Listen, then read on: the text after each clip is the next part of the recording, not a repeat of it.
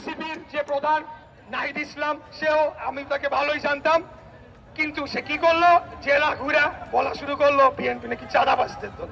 আরে ভাই, বিএনপি চাঁদাবাজদের দল? আপনারা খেলা, আপনারা তো ঘুষখোরদের দল, কমিশন বাণিজ্যের দল। আপনারা যত ধরনের সরকারি ক্রয় কেনাকাটায় দুর্নীতি অনিয়ম আছে সবকিছু করছেন, এবং প্রত্যেকটি মন্ত্রণালয়ে একটা করে কমিটি গঠন করতে হয়েছে, এটা শুনেন আপনারা। সেখানে 2 জন করে ছাত্র প্রতিনিধি বসাই দিছে, এরাই সব সিদ্ধান্ত নেয়। এর মধ্যে বিশেষ করে উল্লেখ করতে হবে জনপ্রশাসন মন্ত্রণালয়, ওইখানে আসিফ নাহিদ 2 জনে ছিল, নাহিদ পদত্যাগ করছে, এখন আসিফ আছে।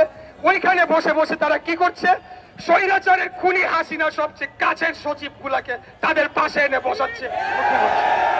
তা আমরা কি এগুলা বুঝি না?